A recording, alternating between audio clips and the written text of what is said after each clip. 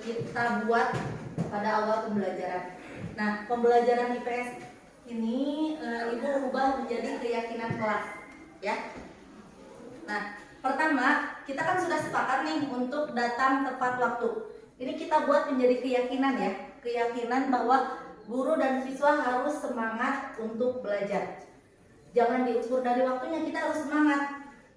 Mau masuk setelah istirahat ataupun di akhir, kalian tetap semangat. Jadi dengan sendirinya kalian harus datang tepat waktu, tanpa kalian harus dipaksa datang tepat waktu untuk belajar.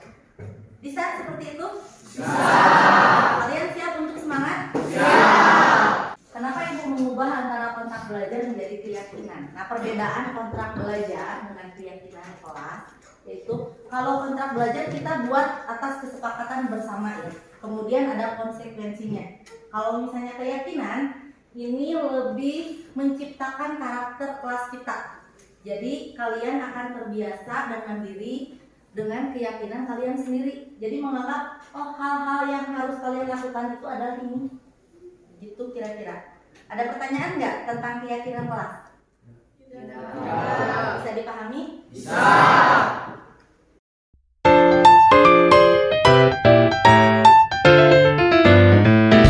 Sebelum Ibu membuat keyakinan kelas, Ibu membuat kontrak belajar. Namun hal tersebut membuat saya merasa dipaksa untuk melakukan hal tersebut.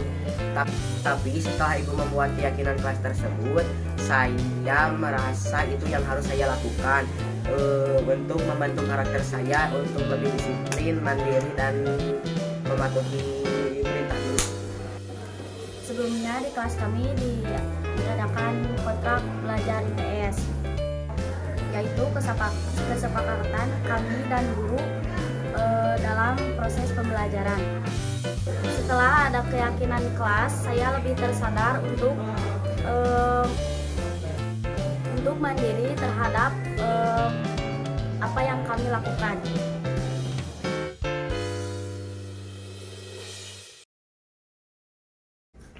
Baiklah Bapak Ibu, dari yang telah saya sampaikan tadi mengenai modul budaya positif yang telah saya pelajari dalam guru penggerak ini, tadi Bapak Ibu kita sudah sharing ya tentang bagaimana itu disiplin yang positif, kemudian bagaimana posisi kontrol kita, kemudian mengenai kebutuhan dasar juga, ada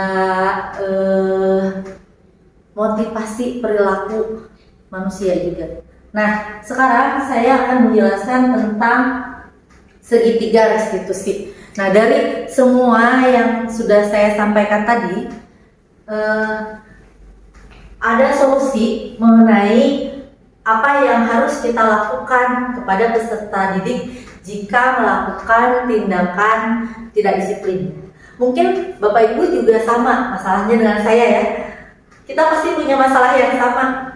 Suka bingung kan kalau kita mau memberikan punishment atau reward kepada siswa itu harus seperti apa. Nah, kemudian bagaimana kalau siswa ada yang melakukan tindakan tidak disiplin? Apakah harus selalu kita marah-marah? Apakah kita harus selalu bertindak kasar kepada siswa? Padahal itu tidak boleh, tidak dianjurkan seperti itu.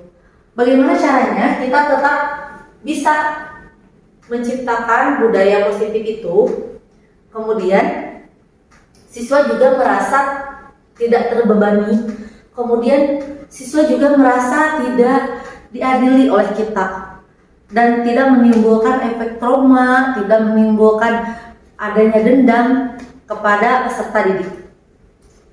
Nah, ini yang dinamakan dengan segitiga restitusi. Nah, segitiga restitusi ini adalah langkah-langkah yang bisa kita lakukan untuk menciptakan budaya positif dan mendisiplinkan siswa. Nah, langkah pertama, kita menstabilkan identitas siswa. Ketika siswa misalnya melakukan tindakan tidak disiplin, tidak datang ke kelas terlambat, kemudian malah bermain gitu ya. Nah, kita tidak semata-mata langsung marah dan bertanya, kamu kemana saja nih dari tadi, terus langsung menghakimi dia. Kita bisa melakukan segitiga restitusi setelah pembelajaran itu selesai. Jadi jangan sampai kita menghakimi siswa di depan teman-temannya, sehingga akan berdampak terhadap psikologis siswa. Nah, langkah pertama, kita tanyakan dulu tentang alasannya untuk datang terlambat. Kemudian kita persilahkan dia duduk. Nah, baru kita informasikan kepada dia, nanti setelah selesai pembelajaran kita bisa ngobrol, kita bertukar pikiran tentang masalah dia tadi. Nah, setelah itu Bapak dan Ibu bisa berkomunikasi dengan siswa tersebut. Kita menstabilkan identitasnya dulu. Ketika dia menghadap ke kita, jangan sampai dia merasa, aduh aku bakal diadili nih sama si ibu, aduh aku bakal diapain ya gitu ya. Nah, jangan sampai ada seperti itu. Nanti kita tanyakan dulu. Misalnya kita tadi jam ketiga ya, terus kita panggil dia saat pulang sekolah. Kita sapa dulu anaknya, udah selesai sekolahnya atau gimana tadi kegiatannya, kemudian apa kabarnya. Nah, bisa seperti itulah. Jadi kita welcome dulu dengan menstabilkan identitas. Kemudian setelah menstabilkan identitas, baru kita bisa ke tahap yang selanjutnya, yaitu setelah siswanya mengutarakan apa yang menjadi kesalahannya, apa yang menjadi tindakannya untuk berbuat tidak disiplin, dia pasti punya alasan. Nah, dari alasan tersebut kita melakukan validasi tindakan yang salah. Menurut kita memang itu salah, tapi kita validasi kesalahan dia. Misalnya dia terlambat karena memang untuk bermain dengan teman-temannya, tergoda oleh teman-temannya. Nah, kita validasi dulu tindakan siswa tersebut. Validasinya seperti apa? Kita bisa tanyakan, kamu tentu punya alasan mengapa melakukan itu. Kemudian siswanya pasti akan menjelaskan. Kita tanya lagi kepada dia, kita sampaikan kepada anak tersebut bahwa kita juga bisa di posisi yang sama, bahwa kita juga bisa melakukan hal yang sama seperti dia. Nah, oleh karena itu, dari pertanyaan alasan itu kita tegaskan bahwa kita juga bisa melakukan hal yang sama. Setiap orang bisa melakukan hal yang sama, jadi tidak semata-mata menyalahkan dia. Nah, kemudian kita tanyakan lagi, adakah cara yang lebih efektif untuk mendapatkan apa yang kamu butuhkan? Misalnya dia terlambat itu karena misalnya bermain dengan temannya, kemudian dia berarti membutuhkan sedikit refreshing atau apa. Nah, nanti bisa kita tawarkan solusi. Nanti untuk contoh lebih detailnya ya Bapak Ibu, saya jelaskan dulu tahapannya. Nanti kita akan masuk ke contoh detailnya dalam satu kasus. Kemudian yang ketiga, menanyakan keyakinannya. Sebelumnya kita buat dulu keyakinan kelas seperti yang tadi sudah saya jelaskan. Kita tanyakan kepada siswa tersebut tentang keyakinan yang telah kita buat bersama mereka. Jadi harus seperti apa keyakinan tersebut? Nah, keyakinan kelas apa yang telah kita sepakati? Nah, jadi harus sampai dia merasa, oh ternyata saya memang salah. Tapi bukan berarti menyudutkannya ya. Jadi dia menyadari bahwa apa yang diyakini oleh siswa tersebut sudah beredar di luar jalurnya, gitu. Kemudian di akhir kita bisa tanyakan, kamu ingin menjadi orang seperti apa dari tindakan itu?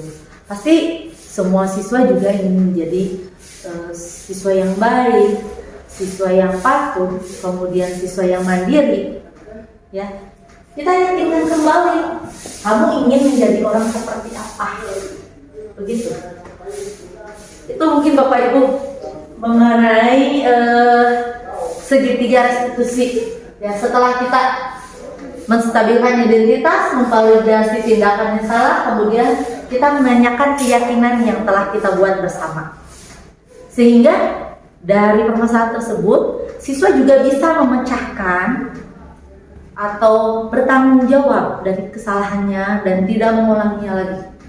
Kalau bersifat keyakinan, jadi itu akan lebih membuat seseorang tergerak dengan sendirinya gitu. Kalau keyakinan kan, kalau aturan kan kamu harus begini, kamu harus begitu.